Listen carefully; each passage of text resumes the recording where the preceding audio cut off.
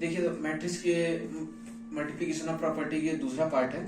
तो उसमें अभी तक हमने commutative, associative and distributive properties cover किया था, बट और भी प्रॉपर्टी जो थी मैट्रिक्स की, तो आइए उसमें देखते हैं कौन कौन सी बच गई हैं।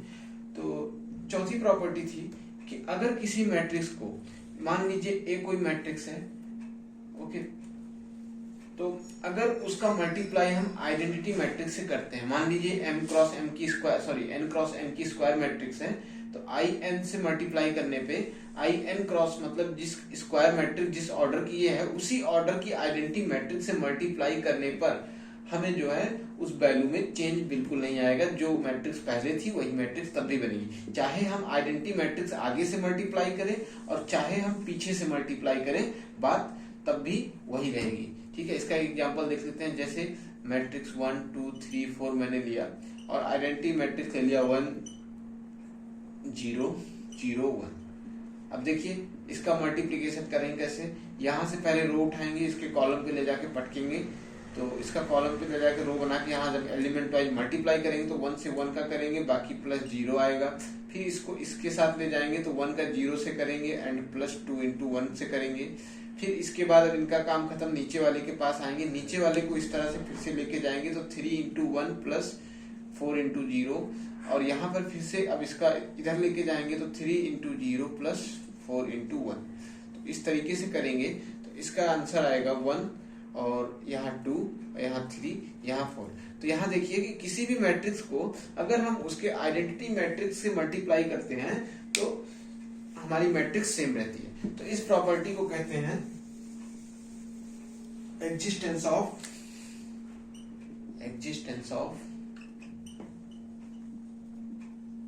मल्टीप्लिकेटिव सही है, मल्टीप्लिकेटिव आइडेंटिटी। ठीक है, तो आगे देखते हैं फिर से अगली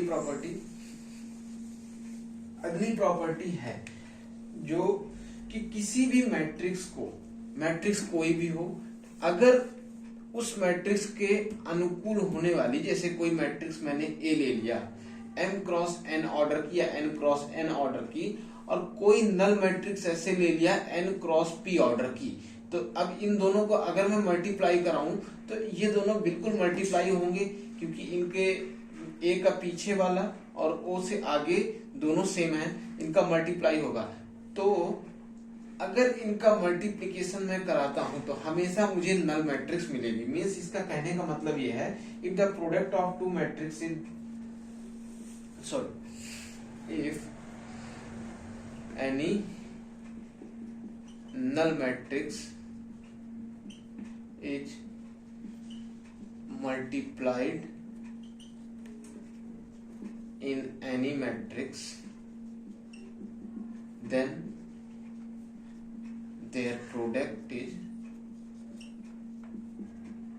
also null matrix। ठीक है, बात समझ में आ गई। तो ये तो नल मैट्रिक्स का था। अच्छा, अब नल मैट्रिक्स की बात कर रहे हैं तो इसमें एक बहुत जो नल मैट्रिक्स की सबसे इंपॉर्टेंट प्रॉपर्टी है वो देखते हैं। देखिए कि अगर कोई दो मैट्रिक्स दी गई हो ए और बी, ठीक है, ए और बी कोई दो मैट्रिक्स दी गई हो तो इन दोनों का product A B is equal to 0 आए। तो देखिए इसके पहले मैंने जो प्रॉपर्टी बताई, मैंने कहा था कि अगर किसी मैट्रिक्स को ए और बी से, मतलब किसी मैट्रिक्स में कोई नल मैट्रिक्स का मल्टीप्लिकेशन मैं कराता हूं तो वो 0 देगा। ठीक, तो यहाँ पे अगर मैं b इज इक्वल टू 0 ले लूं, b is equal to null matrix ले लूं, ओ कर दूं तो ए बी 0 आएगा। ठीक है, ये भी बात सही है। अगर मैं a को 0 ले लूं तो A B is equal to 0 आएगा, ये भी बात सही है।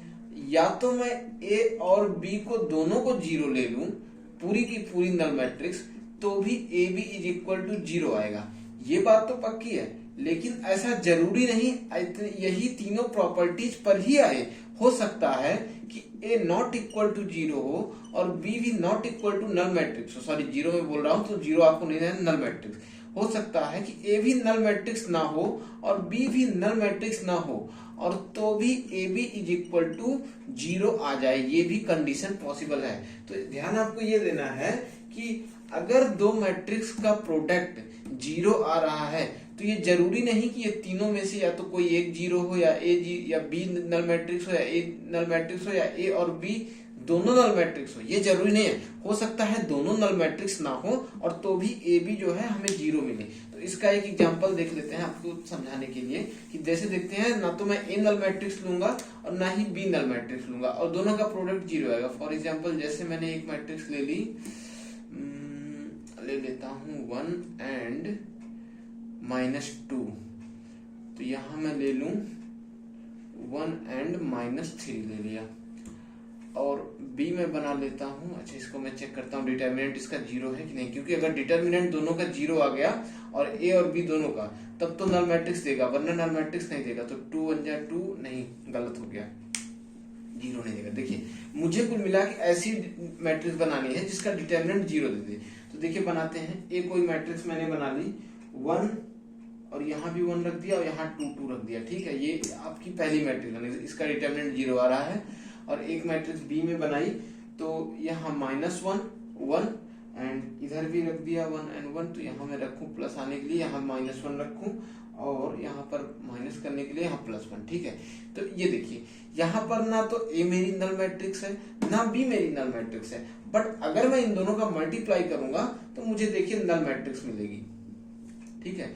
देखिए सबसे पहले इसका रो उठाएंगे, इसके कॉलम पे ले जाके, इसका यहाँ से कॉलम उठाएंगे, इसका कॉलम ले जाके इसके रो पर गिराएंगे, तो हमें क्या मिलेगा, ये तो प्रोडक्ट इनका मल्टीप्लिकेशन करेंगे एलिमेंट वाइज, फिर इसका सम कर देंगे। इसी हिसाब से फिर इसको और आगे लेके जाएंगे, जब तक पूरा नहीं हो जाएगा तब तक छोड़ेंगे नहीं इसको। तो 1 × -1, ठीक है। अब इसको मैं डायरेक्ट कर दे रहा हूं, तो 2 × 2 -2 और +2 और यहाँ पर करेंगे 2 एंड +-2। तो यहाँ पर देखिए -1 +1 0, यहाँ पर भी +1 -1 0, 2 + 2 -2 + 2 0 और इधर +2 एंड -2 0। तो यहाँ पर देखिए ना तो मेरे पास कोई नल मैट्रिक्स नहीं थी, लेकिन तब भी मुझे प्रोडक्ट जो है 0 मिला। तो इस यहाँ से कह सकते हैं मैट्रिक्स की एक इंपॉर्टेंट प्रॉपर्टीज है ये, कि इसको नोट करते हैं, if product of two matrices is 0 matrix, then it is not necessary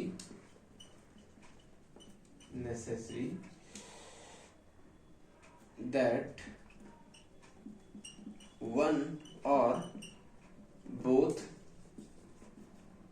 matrix is null matrix और 0 मैट्रिक्स।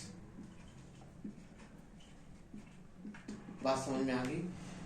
अच्छा, तो यहां पर देखिए कि अगर मैं आपको एक और प्रॉपर्टी दिखाता हूं कि ए और बी नॉन जीरो है, ठीक है। ए भी नॉन जीरो मैट्रिक्स है, मींस नल मैट्रिक्स नहीं है, और बी भी नल मैट्रिक्स नहीं है, तो ए बी का प्रोडक्ट मुझे 0 मिल रहा है। तो अच्छा, तो इसके लिए भी एक नेसेसरी कंडीशन है कि वो तभी मिलेगा जब ए का डिटर्मिनेंट भी 0 होगा और बी का डिटर्मिनेंट भी 0 होगा, ठीक है।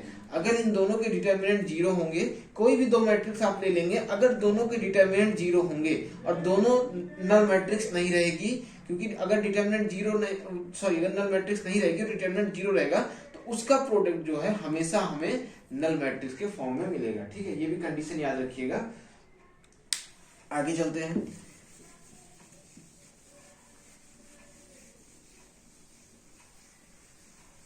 देखिए सबसे पहली या सेकंड वीडियो में मैंने आपको बताया था, शायद सेकंड वीडियो थी, तो उसमें मैंने बताया था टाइप्स ऑफ मैट्रिक्स, मैंने आपको बताया था। तो टाइप्स ऑफ मैट्रिक्स में हम लोग स्क्वायर मैट्रिक्स डिस्कस किए थे। तो स्क्वायर मैट्रिक्स के दो स्पेशल फॉर्म हम लोगों ने डिस्कस किए थे, एक था डायगोनल और एक था ट्रायंगुलर मैट्रिक्स, ठीक है। तो डायगोनल मैट्रिक्स को एक बार आपसे रिवीजन करा देता हूं, क्योंकि इसकी प्रॉपर्टीज होती है मल्टीप्लिकेशन की। डायगोनल मैट्रिक्स ये कहता है कि भैया जो प्रिंसिपल डायगोनल होता है, प्रिंसिपल डायगोनल बोले तो जहां पर आई और जे बराबर हो उन सब को एक तरफ खींच के फटाक से उनके ऊपर रोड बना दो, ठीक है। तो मतलब जहां आई 1 1 हो, 1 2 2 हो, 3 3 हो, 4 4 हो, जहां आई बराबर, आई और जे बराबर दिखे, दोनों बराबर रहे, उन्हीं को मिला के एक रोड बना दो तो वो प्रिंसिपल डायगोनल वाली रोड बोली जाएगी। उसके दोनों तरफ ऊपर भी और नीचे भी सारे एलिमेंट जीरो होने चाहिए, यही कंडीशन है केवल कि ऊपर के भी सारे एलिमेंट और नीचे के भी सारे एलिमेंट जीरो होने चाहिए। बाकी आपसे नहीं मतलब कि प्रिंसिपल डायगोनल में क्या रखा है आपको उसको देखना ही नहीं है। हो सकता है प्रिंसिपल डायगोनल 0 रख दे, 1 रख दे, 2 रख दे, कुछ भी रख दे, बस आपको देखना क्या है कि नीचे के सारे प्रिंसिपल डायगोनल के और ऊपर के सारे एलिमेंट जीरो होंगे।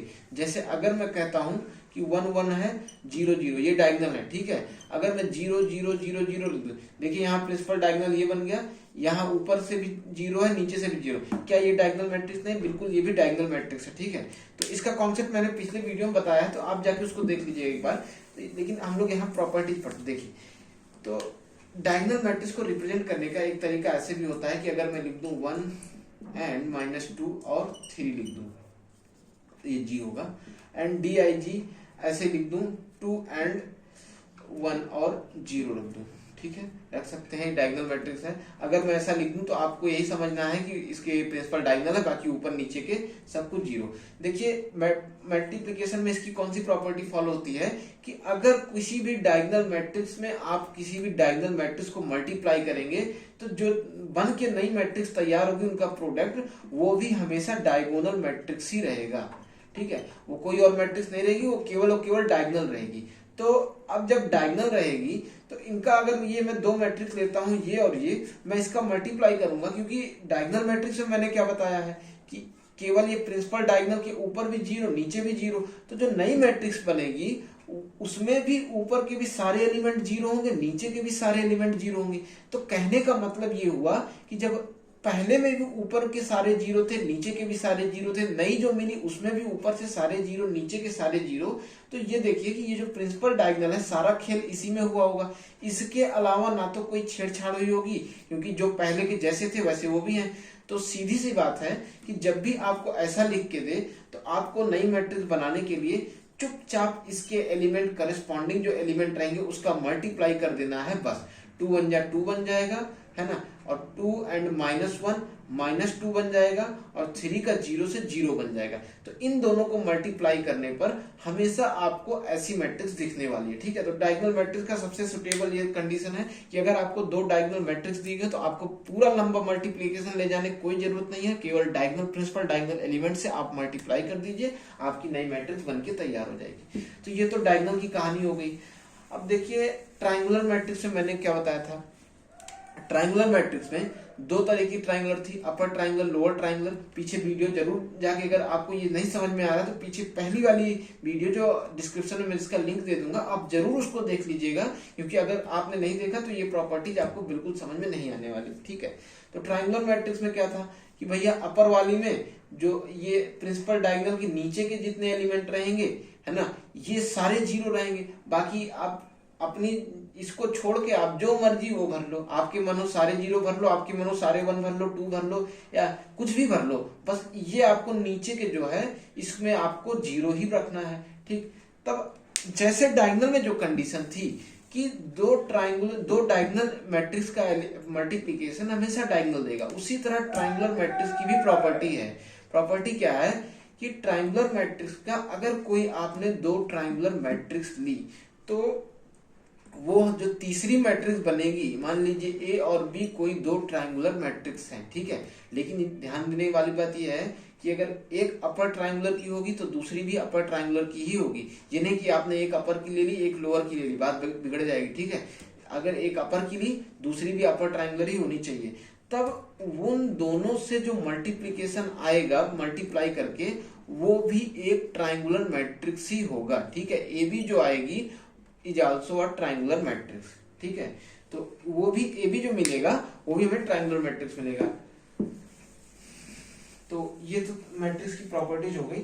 अच्छा, एक प्रॉपर्टी और है कि कोई भी मैट्रिक्स हो, अगर उसको ए की पावर एम आपको लिखना है, ए की पावर एम लिखना है, और ए बराबर दे दिया गया है, मान लीजिए ए इज इक्वल टू 1 2 3 4।